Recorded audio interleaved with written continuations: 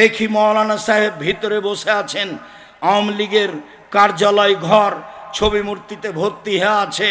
দরজা দাঁড়িয়ে বললাম, আসসালামু আলাইকুম। কি ব্যাপার ভাইজান, আপনি এভাবে বসে আছেন যে এখানে?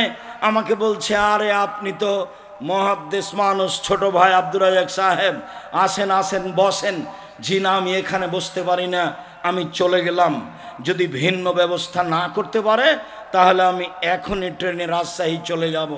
আমাকে তাড়াহুড়া করে অন্য ঘরে নিয়ে গিয়ে রাখার ব্যবস্থা করলো। নোয়াখালীতে এক বাসায় গেছি, মাওলানা সাহেব দেখছি ঘরে শুয়ে আছেন। দরজায় দাঁড়াতে আমি সালাম দিয়ে দাঁড়িয়ে দেখি ঘরের ভেন্টিলেটারে সব ঘোড়ার ছবি। ভেন্টিলেটারগুলো ঘোড়ার তৈরি আকারে তৈরি করা আছে। আমি দাঁড়িয়ে গেলাম, আমি বললাম, কি ব্যাপার? এই ঘরে তো আমি বসতে পারি না, কি করতে হবে? সব ভেঙে দিতে হবে, তাহলে আমি বসতে পারি, অন্যথা আমি চললাম। আমি বের হয়ে হাঁটা দিয়েছি ব্যাগটা নিয়ে, তাড়াহুড়া করে ধরে বলছে, বসেন বসেন, ব্যবস্থা করছি। আমাকে বাইরে বসিয়ে হাতুড় দিয়ে ঘরের যা ভেন্টিলেটর ছিল সব ভেঙে দিল। দিনাজপুরে এক বাসায় রাতে নিয়ে গেছে, দেখি সেই খাটে ময়ূর তৈরি করা আছে সাইডে, দুই সাইডে। আমি বললাম, ভাইজান আমি এই ঘরে থাকতে পারি না, ভিন্ন ঘরে চলেন। কি করতে হবে? ময়ূর কেটে ফেলতে হবে। দা নিয়ে এসে ও হাতে হাতে এই খাট থেকে ময়ূর কেটে ফেললো। তারপরে আমি বাসায় থাকলাম। দিনাজপুর শহরে ঢাকায় এক বাসায় ঢুকলাম, এমপি সাহেব। আমি বলছি, ভাইজান মূর্তি সরাতে হবে, অন্যথায় বসতে পারি না। আমাকে বলছে, আমি সবচেয়ে খাঁটি আহলে হাদিস। বললাম, এ অবাক কথা, পাশে এত বড় মূর্তি, তারপরে আপনি খাঁটি আহলে হাদিস, এটা হয় কি করে? আমি আপনাকে কষ্ট দিতে আসিনি, আমি গেলাম। যদি আপনার সম্ভব হয় তাহলে মূর্তি সরাতে হবে, বসতে পারি, অন্যথা আমি গেলাম। আসসালামু আলাইকুম। বসেন বসেন বসেন, সরানোর ব্যবস্থা করছি। সরিয়ে দিল, বসা হলো। সেখানে এক চেয়ারম্যান তার অফিসে নিয়ে গেল অনেক মূর্তি। চেয়ারম্যান সাহেবকে বললাম, দুঃখিত ভাইজান, আমি আপনার দাওয়াত খেতে পারছি না, আমি চলে গেলাম। বললেন, আব্দুর রাজ্জাক সাহেব, যেদিন বাড়ি ছবি মূর্তি থেকে খালি মুক্ত করতে পারবো সেদিন দাওয়াত দিব। পরের দিন বাড়িতে যা ছবি মূর্তি ছিল সব ভেঙে দেওয়া হলো, চৌচির করা হলো, ফেলে দেওয়া হলো। পরে একদিন দাওয়াত দিয়ে নিয়ে গেলেন, বললেন, এ দেখেন ঘর একবারে ছবি মূর্তি মুক্ত। গেলাম আপনার এতে বর্ধমানে এক বাড়িতে, দেখি যে ঘরে বসতে দিয়েছে সেই ঘরে পুতুল দিয়ে পরিপূর্ণ, ছবি মূর্তি দিয়ে পরিপূর্ণ।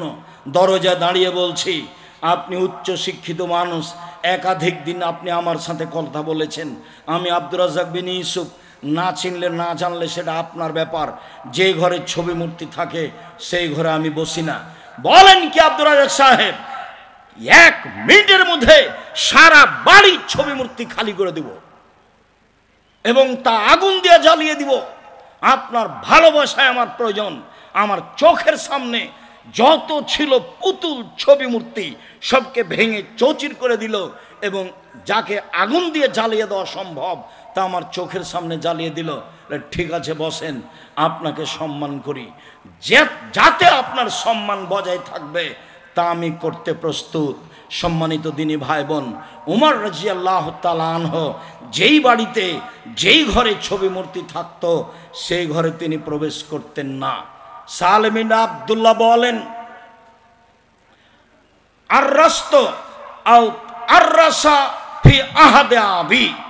আমার পিতার বর্তমানে আমার বিবাহের ব্যবস্থা করা হয়েছিল, অলিমার ব্যবস্থা করা হয়েছিল।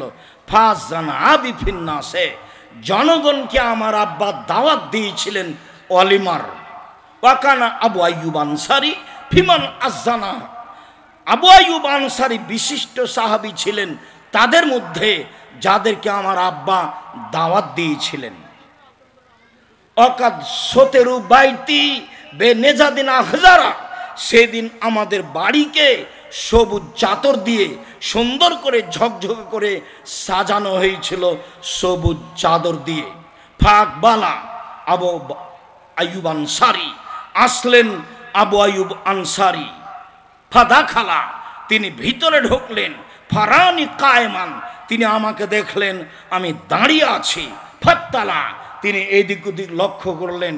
ফারা, তিনি দেখলেন কাদ মুস্তাতারান বাইতি বিনেজাদিন আখজার, আমার ঘরটাকে সবুজ চাদর দিয়ে সুন্দর করে সাজানো হয়েছে, ঢেকে দেওয়া হয়েছে। তিনি বললেন আমার আব্বাকে, ইয়া আব্দুল্লাহ, হে আল্লাহর দাস, শুনুন, তাস্তরুনা বেনেজাদিন আখজারা, আপনি এই বাড়িকে সবুজ চাদর দিয়ে সাজিয়েছেন, এটা কি করে হতে পারে? ফাকাল আবি, আমার পিতা বললেন, আস্তাহি, আমি লজ্জা পাচ্ছি। গালাবাতনা আর নিসাও, মহিলারা আমাদের উপরে জয়ী হয়ে গেছে। মহিলারা বাড়িতে জয়ী, তারাই এভাবে সবুজ চাদর দিয়ে বাড়িকে সাজিয়েছে, গুছিয়েছে। তখন আবু আইয়ুব আনসারী বললেন, শোনেন,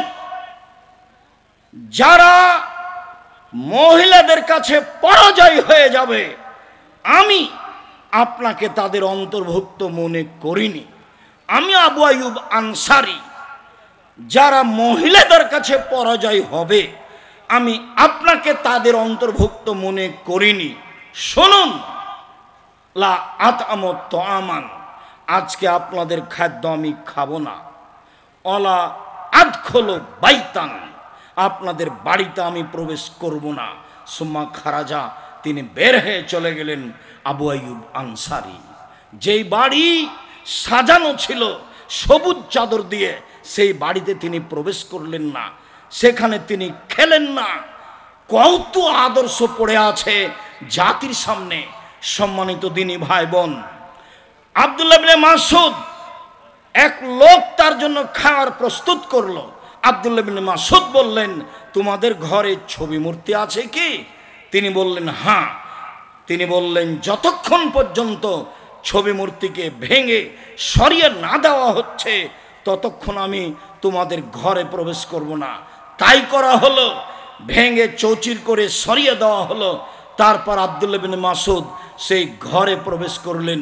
সম্মানিত দিনী ভাই বোন, ছবি মূর্তিকে সম্মান করেনি কোনো নবী, ছবি মূর্তিকে সম্মান করেনি ইব্রাহিম আলাইহিস সালাম, ছবি মূর্তিকে সম্মান করেননি আমাদের নবী মুহাম্মদ সাল্লাল্লাহু আলাইহি সাল্লাম।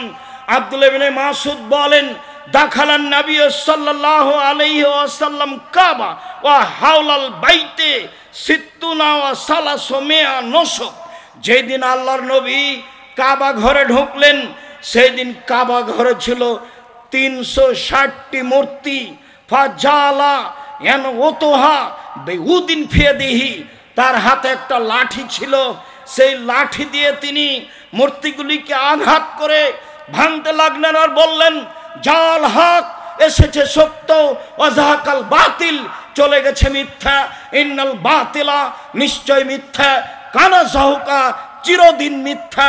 এই আয়াতটা পড়ে সেই ঘরে যত মূর্তি ছিল সবকে ভেঙে চৌচির করে দিলেন, খান খান করে দিলেন। ছবি মূর্তিগুলি ছিল তার পিতার, মানে ইব্রাহিম আলাইহিস সালামের, ইসমাইল আলাইহিস সালামের মূর্তি ছিল, ইসাক আলাইহিস সালামের মূর্তি ছিল, মানুষ তৈরি করে সেখানে রেখেছিল, সবকে তিনি ভেঙে চৌচির করে দিলেন। শুনুন, আবুল হাইয়াজ আল আসাদি বলেন, কারালি আলী, আলী আমাকে বললেন, আলা বাসুকা মা বাসানিল্লাহ তাআলা, শুনুন, আমি কি আপনাকে সেই দায়িত্বের কথা বলবো না যে দায়িত্ব দিয়ে আল্লাহর নবী আমাকে পাঠিয়েছিলেন? বলেছিলেন, আলী আল্লাহ তাদা তিমসালানিল্লাহ তামাস্তাহু ওয়ালা কাবরান মুসরিল্লা সাওয়াইতাহু, আলী তুমি ছাড়বে না কোনো উঁচু কবর, সবকে ভেঙে সমান করে দাও। তুমি ছাড়বে না কোনো ছবি মূর্তি, সবকে ভেঙে চৌচির করে দাও, খান খান করে দাও। পৃথিবীর মানুষ মনে রাখুন, ছবি মূর্তি ভাঙার জন্য আমরা জন্ম নিয়েছি, গড়ার জন্য নয়। আমি মুসলিম চির রণবীর, মরণকে করি না ভয়, মরলে শহীদ বাঁচলে গাজী, উভয়ই সমান, মরাও যতটুকু বাঁচাও ততটুকু, মরলেও জান্নাত বাঁচলেও জান্নাত, অতএব উভয়ই সমান। আমরা কখনো ছবি মূর্তিকে সম্মান করতে পারি না, ছবি মূর্তি ভেঙে দেওয়ার জন্য, চৌচির করে দেওয়ার জন্য, লাথি মেরে গুঁড়িয়ে দেওয়ার জন্য জন্ম নিয়েছি। ওর 5 পয়সা দাম রাখি না। সম্মানিত দিনী ভাই বোন, বলে যাচ্ছি, ছবি মূর্তি পূজার মাধ্যম, ইবাদাতের মাধ্যম। রাসূল সাল্লাল্লাহু আলাইহি ওয়াসাল্লাম বলছেন, পৃথিবীর মানুষ মনে রেখো, আমার 3টি আশঙ্কা জাতির সামনে বলে গেলাম, আমার 3টি ভয়। 1, আইম্মাতাম মুজিল্লিন, ভ্রান্ত হুজুর, হুজুর হবে ভ্রান্ত, এটা আমার আশঙ্কা, জাতির সামনে বলে গেলাম। 2, ওয়াসাতালতাহিকু কাবাইলু মিন উম্মতি বিল মুশরিকিন, আমার উম্মতে হিন্দুদের সাথে মিশে যাবে, এটা আমার ভয়। হিন্দুদের সাথে থাকবে, ওদের কাজকর্মে থাকবে, ওদের অফিস আদালতে থাকবে, ওদের মূর্তির পাশে থাকবে, ওদের গান বাজনার মতো গান বাজনা বাজাবে। আমার উম্মত হিন্দুদের সাথে মিশে যাবে, এইটা আমার আশঙ্কা। 3, ওয়াসাতাবদু কাবাইলু মিন উম্মতি আল আওসানা, আমার উম্মত মূর্তি পূজা করবে, এটা আমার ভয়। কত মূর্তি মানুষ তৈরি করেছে, মাঠেও ঘাটে, রাস্তাতে, অফিসে, আদালতে, কত মূর্তি আপনি দেখতে পাচ্ছেন। যাকে ভেঙে দেওয়ার জন্য আদেশ দিয়েছেন আল্লাহ, আদেশ দিয়েছেন রাসূল, নবী নিজে ভেঙে দিয়েছেন, সাহাবীকে ভাঙার জন্য আদেশ করেছেন, সেই জিনিস মানুষের কাছে সম্মান পেতে পারে কি করে? আমাকে বলছেন ভদ্রলোক, আব্দুর রাজ্জাক সাহেব, আমার মাকে আমি খুব ভালোবাসি, এই জন্য আমার মাকে সুন্দর করে কাঠ দিয়ে বেঁধে এখানে ঝুলিয়ে রেখেছি। আমি বললাম, আপনি কুসন্তান, আপনি খারাপ সন্তান, এ বলেন কি আপনি? আপনি যদি যেদিন আপনার মায়ের কবর দিয়ে আসলেন, পাসপোর্ট সাইজের ছবিটা ছিঁড়ে ফেলে যদি আপনি মায়ের কবরের পাশে গিয়ে দোয়া করতেন, তাহলে আপনি সুসন্তান হতেন। আপনি আপনার মায়ের ছবিকে সুন্দর করে সাজিয়ে মাথার উপরে ঝুলিয়ে রেখেছেন, এতে আপনি কি দেখাতে চাচ্ছেন? এ দিয়ে আপনার মায়ের আপনি কি উপকার করতে পারেন? এ তো কবরে ফুল চড়ানোই হলো। ও বলছে যে কবরে ফুল চড়িয়ে কবরকে সিক্ত করলো, কবরে যে আছে তাকে হয়তো মায়েরা একাকার করে দিল, আর এখানে বেকুব মানুষ বলছে যে তাকে ফুল দিয়ে কবরকে সিক্ত করলো। এই জন্য এই বইটা পড়া খুব দরকার, শিক্ষা বনাম জাহেলিয়াত। এই জন্য এই বইটা পড়া দরকার। কেন? এই নির্যাতন কি তার প্রতিকার? এটা শিক্ষা নয়, এটাই জাহেলিয়াত। ঠাকুরের গান যদি আমার মুসলিম ছেলে মেয়ের মুখে চলে, তাহলে শিক্ষিতকে এরাই জাহেল, এরাই মূর্খ। আমার জানা নাই বাংলাদেশে কে শিক্ষা অর্জন করে জাতির কল্যাণ চায়, কে আসলে শিক্ষা অর্জন করে জাতির পরকাল চায়। এমন ছেলে কে নিয়ে জন্ম নিয়েছে, এমন বাপ কে যার ছেলেকে তৈরি করছে, মানুষ করছে জাতির কল্যাণের জন্য। ও তো 4টা প্রাইভেট মাস্টার রেখেছে, ইন্টার পাস করার পরে বিশ্ববিদ্যালয়ে ভর্তি করার জন্য সাবজেক্ট প্রতি একটা রেখেছে, বড় ডাক্তার করবে। সেই জন্য বড় ডাক্তার ওই কোম্পানির প্রেসক্রিপশন দেয়, ওষুধ লিখে, যে কোম্পানি তাকে টাকা দিয়েছে। ও তো প্রতারক, ও তো ধোঁকাবাজ। আপনি তাকে কেন বড় ডাক্তার করলেন? সবাই এমনটা হবে তা নয়, তবে প্রায় এমনই। যারা বলছে আমার ছেলেকে ইঞ্জিনিয়ার করব, ও তো চোর। রাস্তাঘাট তৈরিতে মানুষের টাকা পয়সা মেরে খায়, চুরি করে খায়। আপনি এ অবস্থায় আছেন, চাঁপাইনবাবগঞ্জের ভাষাতে আপনার আমও গেল, ছালাও গেল, কাঁদতে কাঁদতে 2 চোখও গেল, জীবনটা 16 আনায় মিছে। আপনি যা বুঝেছেন তা ঠিক নয়। আপনার ছেলে মেয়ে জাতির জন্য কল্যাণ আনতে পারে না, আপনার জন্য কল্যাণ আনতে পারে না। ওকে চোর করে মানুষ করেছেন, ওকে প্রতারক করে মানুষ করেছেন। আপনাকে আমি কতদিন বললাম, আপনি তো খুব প্রশংসা করলেন আপনার ছেলের। হ্যাঁ তাই তো, লন্ডনে থাকে, 5 লক্ষ টাকা বেতন পায়, খুব মেধাবী ছেলে, বাইরে গেছে, বহির্বিশ্ব তাকে চাকরি বড় দিবে না। কেন? মুসলিম তাদের গোলাম, গোলামকে কেউ বড় চাকরি দেয় না। তখন আপনার ছেলেকে মেধা ভালো, সেই জন্য যারা সুইপার টয়লেট পরিষ্কার করে ওদের ম্যানেজার তৈরি করে দিয়েছে 5 লক্ষ বেতন।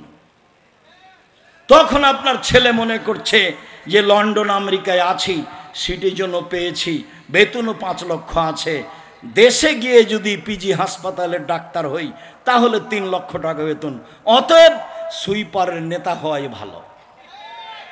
তা আপনার ছেলে সুইপারের দায়িত্ব পালন করে, কিভাবে টয়লেট পরিষ্কার করতে হবে তারই। ওরা তো বড় চাকরি দিবে না। কেন? ওরা তো মুসলমানকে গোলাম মনে করে, দিন রাত আব্দুল্লাহর বক্তব্য শুনছে। গোলামকে বড় কাজ দিবে কেন? গোলাম তো হলো দাস, গোলাম তো হলো দাসী, গোলাম হলো দাস, যাকে বাজারে বিক্রি করা হয়। ও তো পশু প্রাণীর মতো। আর আপনার ছেলে, কতদিন আপনাকে বললাম, সেই দিন তো আপনার ছেলে বাড়িতে আসলো, হঠাৎ করে এসে গাড়ি থেকে নামলো, দেখা গেল মুখে সিগারেট আছে, হাতে সিগারেট আছে, দাড়ি চাঁচা আছে, গলায় টাই আছে, প্যান্টটা টাকনোর নিচে আছে। এ অবস্থায় গাড়ি থেকে নামলো। একটু পরে আপনার বৌমা নামলো গাড়ি থেকে, দেখা গেল গায়ে হালকা হালকা কাপড় আছে। তারপরে আপনার নাতনি গাড়ি থেকে নামলো, দেখা গেল গায়ে কাপড় নেই। এরপরে দেখা গেল গাড়ির পিছনে কুকুর আছে। সব মিলে আপনি কি করলেন? কি বুঝাতে চাচ্ছেন নিজেকে, আর কি বুঝাতে চাচ্ছেন জাতিকে? আপনি, আপনার স্ত্রী, আপনার ছেলে, আপনার মেয়ে, সবাই অন্যায়, অবিচারে, রাহাজানিতে, লুটতরাজে, জুয়াচরিতে, জুলুমবাজে, প্রতারণায়, ধোঁকাবাজিতে পরিপূর্ণ হয়ে আছে। ও জাতির কি উপকার করবে? ও জাতির কি উপকার করবে? জাতির কি উপকার করতে পারে? সম্মানিত দিনী ভাই বোন, রাসূল সাল্লাল্লাহু আলাইহি সাল্লাম বললেন, জাবের উঁচু কবর ভেঙে দিতে হবে, কবর পাকা করা হবে না। জাবের কবরে গম্বুজ তৈরি করা হবে না, কবরে কোনো নাম ঠিকানা লেখা হবে না। জাবের ঘোষণা দিয়ে দাও, কবর পাকা করা হবে না, কবর ভেঙে সমান করতে হবে, কবরের নাম ঠিকানা কোনো কিছু লেখা হবে না, কবরের উপরে বসা হবে না, কবর পাকা করা হবে না, চুনসুরকি করা হবে না, কবরের সাথে কোনো ভালোবাসা নেই। লাশটাকে উপরে না রেখে মাটির নিচে রেখে দেওয়া হয়েছে মাত্র। ভালো ফল ভোগ করছে আত্মা, মন্দ ফল ভোগ করছে আত্মা। কবর খুঁড়লে তাকে সেখানে কিছু পাওয়া যাবে না। বাড়ির পিছনে 3 হাত গর্তের নাম কবর নয়। সেটাই যদি কবর হয়, তাহলে যাকে বাঘে খেলো তার কবর কোথায়? যদি কবরস্থানের কবরই কবর হয়, তাহলে যে আগুনে জ্বলে গেল তার কবর কোথায়? কবর নয়, একে মাটিতে ঢেকে রাখা হয়েছে। একেই কবর বলা হয়। মূলত আত্মা পায় শাস্তি, মূলত আত্মা পায় শান্তি বিচারের দিন পর্যন্ত। সম্মানিত দিনী ভাই বোন, ছবি মূর্তি গড়তে আসেনি, ছবি মূর্তি ভাঙতে এসেছি। ছবি মূর্তি গড়তে আসেনি। জাতির যদি রাস্তাঘাট করে দিতে না পারি, জাতির যদি স্কুল কলেজ করে দিতে না পারি, জাতিকে চূড়ান্ত সঠিক ধর্ম দিতে পারবো ইনশাআল্লাহ। ধর্মের ব্যাপারে জাতিকে ফাঁকি দিয়ে পরকাল হারাতে রাজি নই। মুসলিম হিসাবে যত ছবি মূর্তি তৈরি হয়েছে, মুসলমানের উচিত, যারা শিক্ষিত ছিল তাদের উচিত সব মূর্তিকে, ছবিকে লাঠি দিয়ে ভেঙে গুঁড়িয়ে একাকার করে দেওয়া দরকার। এবং বাড়িতে যত মূর্তি আছে, পুতুল আছে, সবকে আগুন দিয়ে জ্বালিয়ে দেওয়া দরকার। তাহলে আপনি রাসূলের আদর্শ বাস্তবায়ন করলেন, আল্লাহর আদেশকে পালন করলেন, সাহাবীদের নিয়ম নীতিকে পালন করলেন, আলী যে কথা বললেন সেটাকে পালন করলেন। সম্মানিত দিনী ভাই বোন, আমরা কখনো ছবি মূর্তিকে মূল্যায়ন করি না। যে ঘরে পেপার পত্রিকা আছে সেই ঘর ভিন্ন করতে হবে। যেই বইয়ের উপরে ছবি আছে সেই বইয়ে কাগজ লাগিয়ে তা বন্ধ করতে হবে, খোলা রাখা যাবে না। টাকা ফাঁকা জায়গায় ফেলে রাখা যাবে না, ভিতরে ঢুকে রাখতে হবে বা পকেটে রেখে দিতে হবে। যেখানে ছবি মূর্তি আছে সেখানে ফেরেশতা প্রবেশ করেন না, সেখানে আল্লাহর দয়া রহমত হয় না। অতএব ছবি মূর্তি থেকে বেঁচে থাকতে হবে, অপ্রয়োজনীয়ভাবে সেলফি উঠানো থেকে বেঁচে থাকতে হবে। সাবধান। আমরা যা বুঝেছি, জনগণ যা বুঝেছে, পুরুষ নারী যা বুঝেছে, ছবি মূর্তির বিষয়টি তা নয়। ছবি মূর্তির বিষয়টি ভয়ঙ্কর। রাসূল সাল্লাল্লাহু আলাইহি ওয়াসাল্লাম বলছেন, কুল্লু মুসাব্বিরিন ফিন্নারে, যারা ছবি মূর্তি অঙ্কন করে তারা জাহান্নামে যাবে। যারা ছবি মূর্তি অঙ্কন করে তারা জাহান্নামে যাবে। যারা অনর্থক ছবি তুলছে তারা জাহান্নামে যাবে। রাসূল সাল্লাল্লাহু আলাইহি ওয়াসাল্লামের ফয়সালা, হাদিস বুখারী মুসলিম। সম্মানিত দিনী ভাই বোন, আপনাকে এখানে এসে বলছি, যা দুপুরে বলেছি, যা আগামীকাল গতকাল আমি উদ্বোধনীতে বলেছি, আবারও বলছি। কেন আমি বুঝি না আপনার এত প্রয়োজন হয় কেন। আপনাকে আমি বুঝাতে পারিনি সালাফি কনফারেন্স কাকে বলে। এটা আমার ব্যর্থতা। আমি চেষ্টা করছি আপনাকে ধৈর্যের পরিচয় দিতে হবে, সহ্যের পরিচয় দিতে হবে, 2 দিন একটু কষ্ট করতে হবে, বক্তব্য স্মরণে রাখতে হবে, তাসবিহ তাহলিল জিকির আজকার করতে হবে। সম্মানিত দিনী ভাই বোন, আপনার কল্যাণের জন্য জরুরি কথা, 3টি সঞ্চিত সম্পদ যার জাকাত লাগে না, 3টি সঞ্চিত সম্পদ যার জাকাত লাগে না। 1, লেসানুন যাকির, ওই জিহ্বা সঞ্চিত সম্পদ, যে জিহ্বা আল্লাহকে ডাকে, সুবহানাল্লাহ, আলহামদুলিল্লাহ, আল্লাহু আকবার, আস্তাগফিরুল্লাহ, আস্তাগফিরুল্লাহ আল্লাযী লা ইলাহা ইল্লা হুয়াল হাইয়ুল কাইয়ুম বিলাই রব্বিগফিরলি ওয়া তুব আলাইয়া ইন্নাকা আনতাত তাওয়াবুল গাফুর। আপনি আমার দ্বীনি ভাই, আপনি আমার দ্বীনি বোন, আপনাকে আমি আন্তরিকভাবে অনুরোধ জানাচ্ছি, আপনি দিন রাত আস্তাগফিরুল্লাহ ওয়া তুব ইলাই এই ক্ষমার বাক্যটাকে মুখস্থ করে ব্যবহার করার চেষ্টা করেন। যখন ইবলিসকে আল্লাহ বললেন, এই ইবলিস আদমকে মেনে নে, তো ইবলিস বলল, আদম মাটির তৈরি, আমি আগুনের তৈরি, আমি তাকে মানতে পারি না। তখন আল্লাহ বললেন, ইবলিস সরে যা এখান থেকে, অহংকারী সরে যা। তখন ইবলিস বলছে, ঠিক আছে আমি সরে যাচ্ছি, আমার একটা কথা মানতে হবে। কি? কিয়ামত পর্যন্ত আমাকে বেঁচে থাকার সুযোগ দিতে হবে। আল্লাহ বললেন, ঠিক আছে, এলা ওয়াক্তি মালুম, একটা সময় পর্যন্ত মেনে নিলাম, যা। যেমন আল্লাহ মেনে নিয়েছেন তেমন ইবলিস বলছে, দেখেন বলার ঢং দেখেন, রব্বি, হে আমার প্রতিপালক। ইবলিস বলছে, রব্বি, হে আমার প্রতিপালক, ওয়া ইজ্জাতেকা, তোমার সম্মানের কসম, তোমার মর্যাদার কসম, তার দেহে যতক্ষণ পর্যন্ত শ্বাস থাকবে আমি তাকে ভুল পথে, পাপের পথে নিয়ে যাব, ওকে পাপী করেই ছাড়বো। আমি একাই জাহান্নামে যাব, আদমের ছেলে মেয়েকে নিয়ে জাহান্নামে যাব। এটা তার জিদ।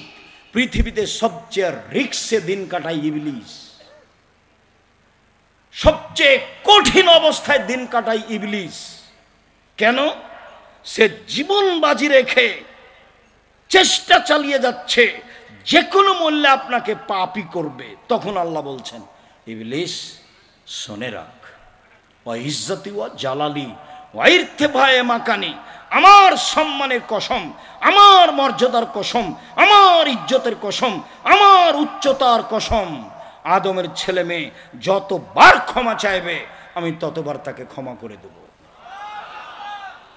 ইবনা আদম মা দাউতানি রাজাউতানি, আদমের ছেলে মেয়ে শোনো, যেভাবে ডাকো তুমি সেভাবে থাকি, যেভাবে বলো তুমি সেভাবে শুনি, যেভাবে ডাকো তুমি সেভাবে থাকি, যেভাবে বলো তুমি সেভাবে থাকি। তোমার সব পাপ ক্ষমা করে দিই, আমি পরোয়া করি না তুমি কত বড় পাপী, আমি পরোয়া করি না তুমি কত বড় পাপী। আদমের ছেলে মেয়ে শোনো, তোমার পাপ বেশি হতে হতে যদি আকাশে লেগে যায়, তুমি যদি আমাকে ডাকো তাহলে আমি তোমার পাপ ক্ষমা করে দিব। তুমি যেভাবে ডাকো আমি সেভাবে থাকি, তুমি যেভাবে ডাকো আমি সেভাবে থাকি, তুমি যেভাবে বলো আমি সেভাবে শুনি। আমি পরোয়া করি না তুমি কত বড় পাপী, আমি পরোয়া করি না তুমি কত বড় পাপী। তোমার সব পাপকে আমি ক্ষমা করার জন্য প্রস্তুত রয়েছি। তুমি একটু বলতে শিখো, আস্তাগফিরুল্লাহ ওয়া আতুবু ইলাইহি, আস্তাগফিরুল্লাহ আল্লাযী লা ইলাহা ইল্লা হুয়াল হাইয়ুল কাইয়ুম ওয়া আতুবু ইলাইহি।